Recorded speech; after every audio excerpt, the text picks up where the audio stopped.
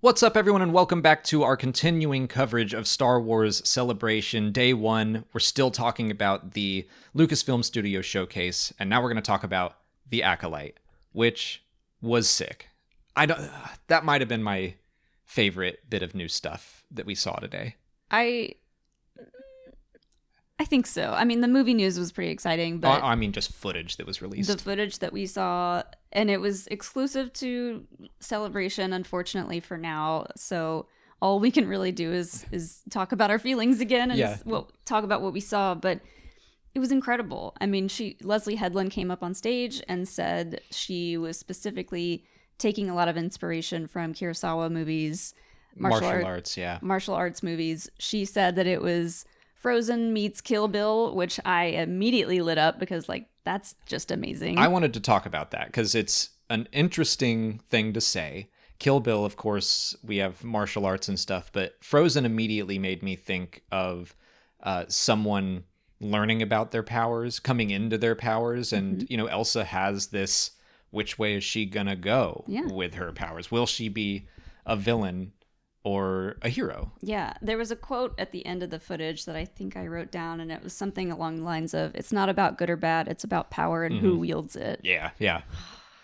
I remember that as well. I'm glad you wrote that down, because when they said that, I was like, that's important, and then it fell out of my head. And when that happened, there were 8 characters on this screen with lightsabers. Yeah, okay, so... Maybe not 8, but it was at least 5. We got to talk about the High Republic of it all, which I am thrilled about. We're both big fans of the books and the comics and the publishing side of things. Oh yeah, my tattoo. Yeah, Molly got a new tattoo. So really excited to see the High Republic on screen. It looks fantastic. We started the footage, I think, with a bunch of younglings. Mm-hmm. A Jedi Master. I think it was Li Jung was talking to them.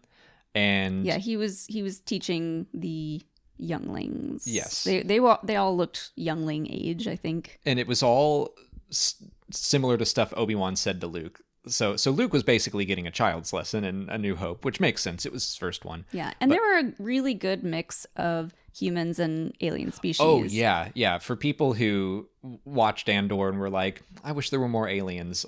They're coming. Oh yeah.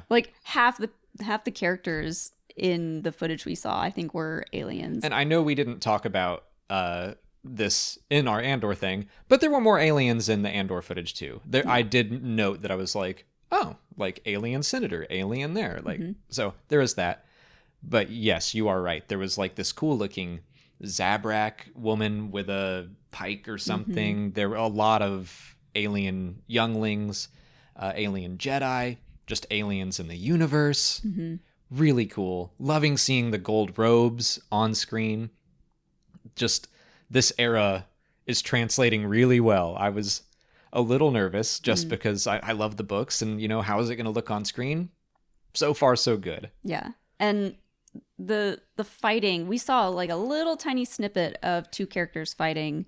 I believe it was Carrie-Anne Moss and Amandla. Yeah. And Carrie-Anne Moss being there in general gave me automatic Matrix vibes, but then they started fighting and it was like Matrix and Star Wars with the Force. I believe Amandla is the Acolyte. They looked like a Darksider, and Carrie-Anne Moss looked like a Jedi, and they were fighting and doing the whole it looked like the Force mixed with martial arts. The way that they would skid across the wooden floorboards. Mm-hmm. It felt very martial arts inspired, really just a different way to see battles in the Force. Yeah.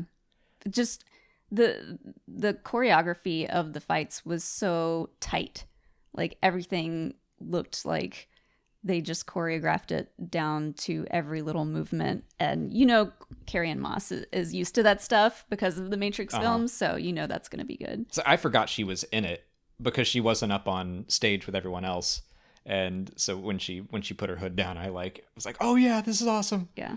And so she was in some weird tavern, a wooden building, bunch of aliens in there. And we kind of followed Amandla's character as they approached.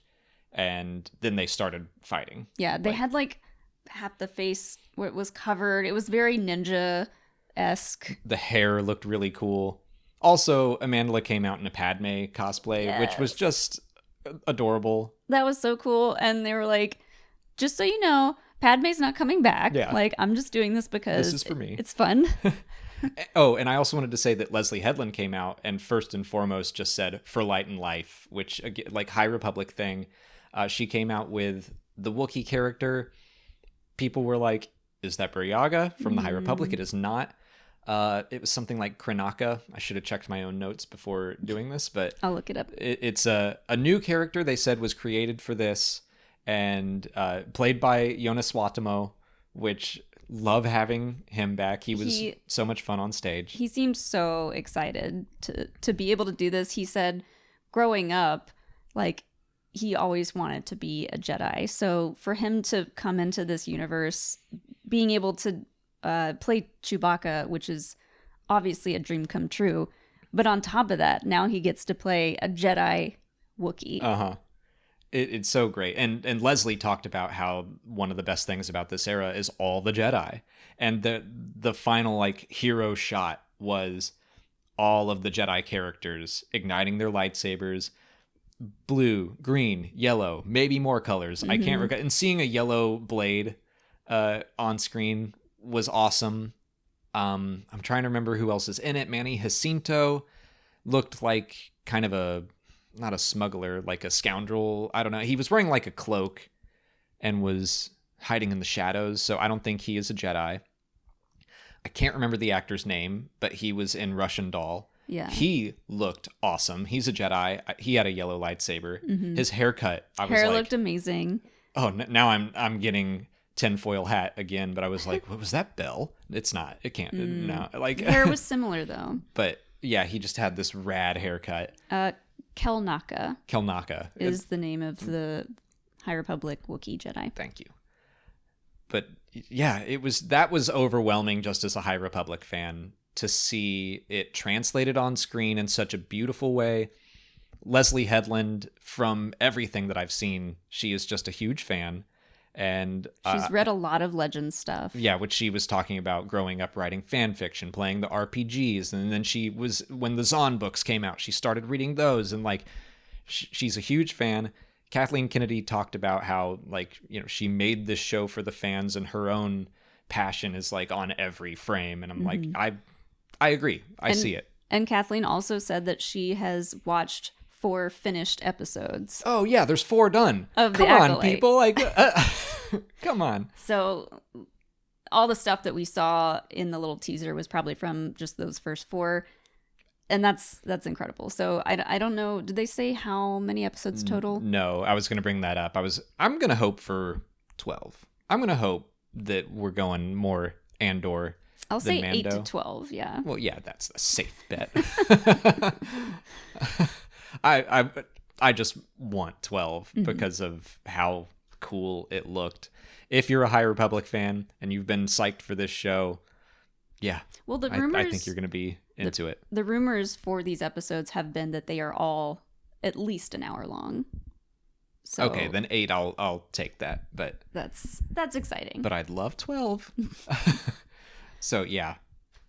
I think that's all I can remember from the footage. Just a cool vibe all around. Yeah, the characters, the actors were so excited to talk about their characters and getting to. They all got to train with lightsabers, and like they all seemed super excited about that, and they just said that they felt like kids. Manny Jacinto sounded like Jason from The Good Place, which is what I know him from. He's great in that, but plays like the ultimate himbo. And he was just like, every day I got on set and I was like, dude, we're getting to do Star Wars. It's like, that's Jason. Yeah. I think that's everything. They did say 2024. They didn't set a hard date for that. It began filming before Andor. So I'm going to guess earlier in the year. Spring, maybe? Spring, summer. Probably in around the same time as The Mandalorian is currently coming out. But yeah, that footage looked great. I think that was my favorite of the new footage. But a lot of that is my High Republic bias and my joy to see us expanding into new eras. Like I said about the movies, like today gave us a little bit of everything, something for everyone. And the only other thing that I can remember was there were a good mix of locations. Like there was a part where they were in some snow, and then there was like grassy planet type thing and city planet looking thing. So it looked like there were a lot of cool locations. This is something that is completely speculative, but on the range of Star Wars from like the wacky side to the Andor side, like I think I'd put it somewhere in the middle between the Mandalorian.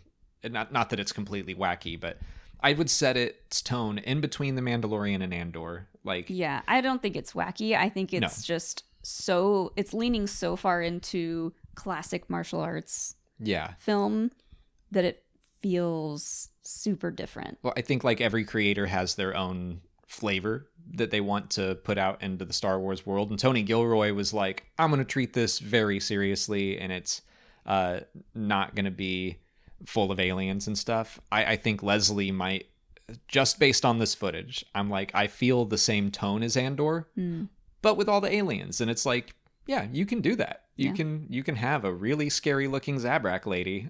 Yeah. I mean, imagine getting a show as incredible, well written, intense as Andor with lightsabers in the High Republic. Yeah. And that's how it felt. But we won't know for sure for another year or so, but it felt good. So I think that'll wrap it up for the Acolyte. And we're going to keep our coverage going in another video. Check out the playlist that I'll put up on the screen. Thank you all for watching. Like and subscribe for more. Follow us on Twitter at Star Wars Explained to keep up with all of our live tweets from the panels going forward for the weekend. I think that's it. Thanks.